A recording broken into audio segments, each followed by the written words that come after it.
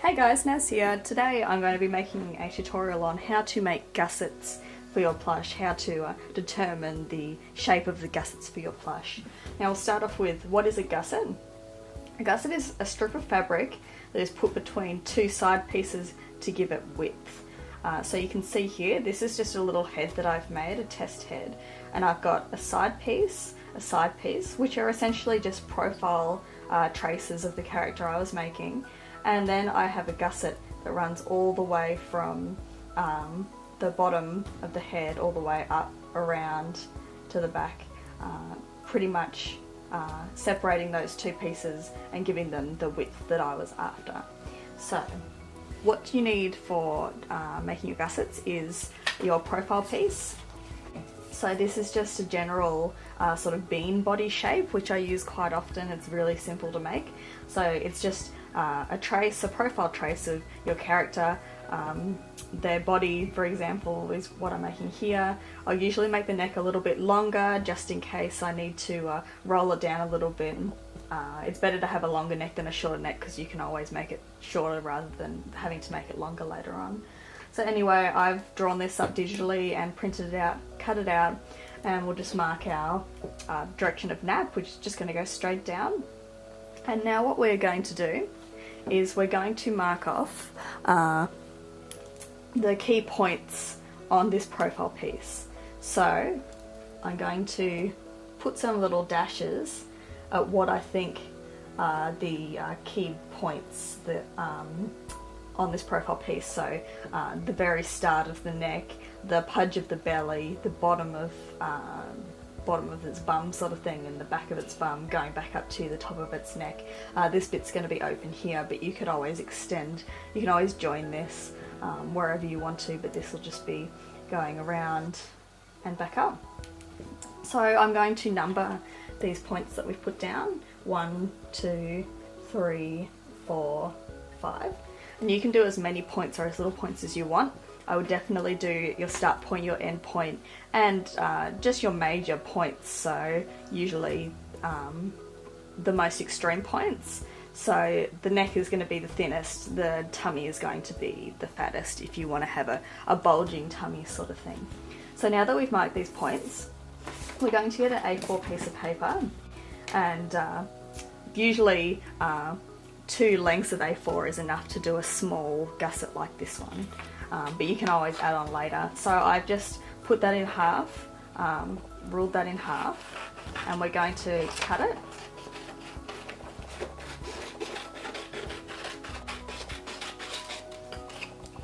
And we're just going to tape those 2 pieces together.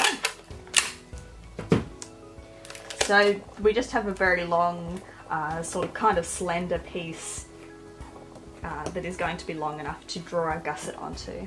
Now what we're going to do is we're going to fold this in half.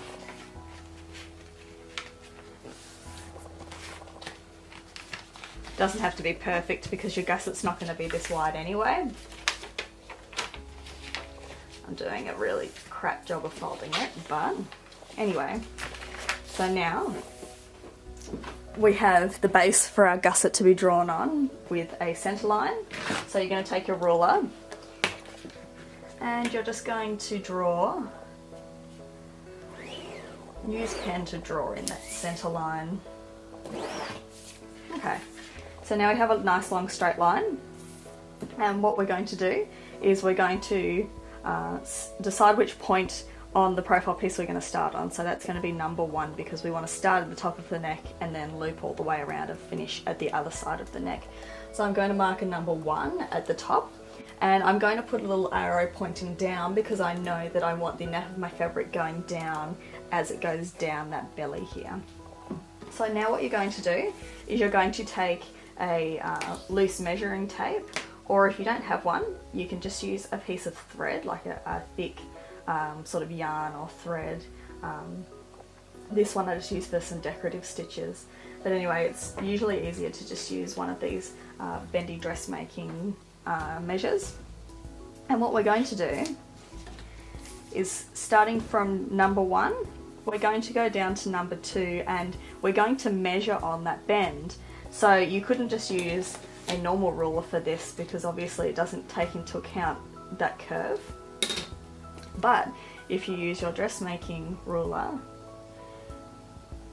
and follow it neatly along that edge, we can see that from 1 to 2 is about 12.5 centimeters.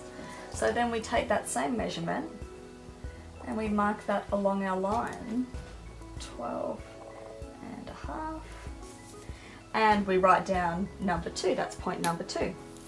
And we continue this around the whole piece. That is another 9 centimeters, 9.5, sorry. 3.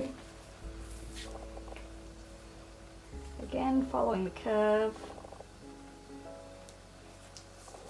8. That is 4. And then our last measurement is 13 centimeters. And that is 5. So now we have the length of our gusset determined. So this straight line matches this entire curved line, and we have our main plot points along this profile piece drawn out.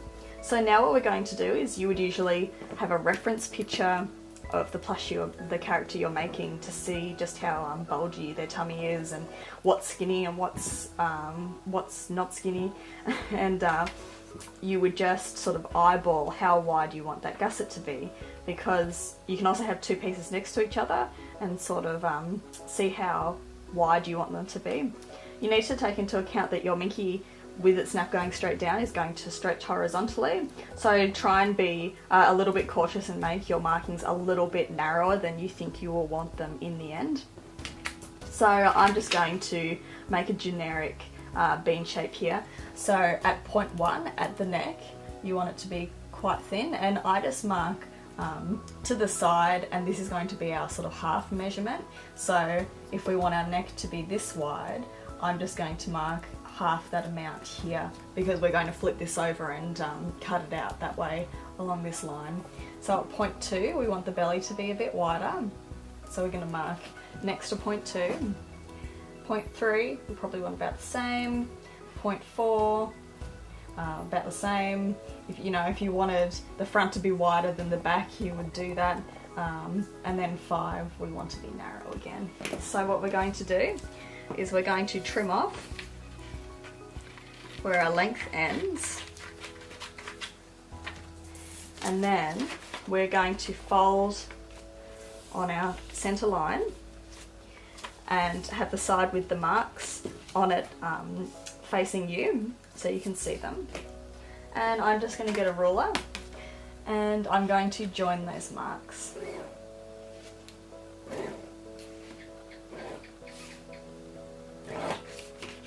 Okay, and now you can smooth out these lines if you want, but I find it doesn't really make that much difference.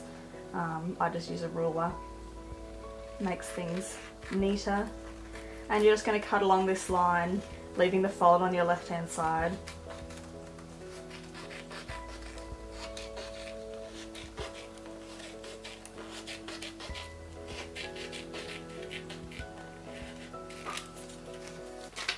And now when we fold it out, we have our gusset. And this gusset should be pretty spot on for this profile piece. I would allow for a little bit of wriggle room, so sometimes I might extend this end line maybe a couple of centimeters just in case I've got my measurements wrong. But as you can see, when you align this with your profile piece, it should roughly match up to all your points. It's not really going to be perfect the first time you do it. You kind of need to test, I make multiple tests per plush when using gussets. Sort of make your first test but using these two. And then if your gusset's too wide, you just make modifications at the points of the plush that you need. So if I made its bum too big, I would go, okay, 0.3, if down the bottom of the plush is too big, 0.3 is too wide. So then I would come in and I would just snip, snip, snip, thin that out a little bit, make another test to see if that's all right. But the more you do it, the easier it gets to sort of judge how wide your gusset will need to be. If you have a dart on your pattern and you want to make your gusset take the dart into consideration, I usually just cut out the dart and put a little bit of tape there just to hold that in place temporarily, and then I would do the same process but with the dart tape together right there. So that's how I make my gussets for Mickey. You can add some arrows to show that your nap is going to be going in this direction. And that's pretty much the process. So I hope that video helped you guys out. If you have any questions, feel free to leave them in the comments. This video is for my Patreon supporters for the month of February. So I hope you found that helpful. If you have any suggestions for future videos, let me know. And I'm always keen to help you guys out. So yeah. I'll see you guys in the next video. I hope you enjoyed. Hey guys, surprise, it's me. I just wanted to pop in at the end of this video and say thank you to everyone who's been sort of boosting my page and mentioning it on DeviantArt or Tumblr or wherever they post regularly. It really helps me out when people mention that my tutorials were helpful. It sort of helps signal boost my page, and it really helps me out and helps me, get the motivation to make more videos and make more content for you guys. So if you ever find any of my videos helpful or my Patreon content helpful, it really helps me out. Any signal boost or sort of recommendation that you can give is really awesome. So thank you to everyone who's been doing that lately. It's really, really nice of you. Anyway, see you guys.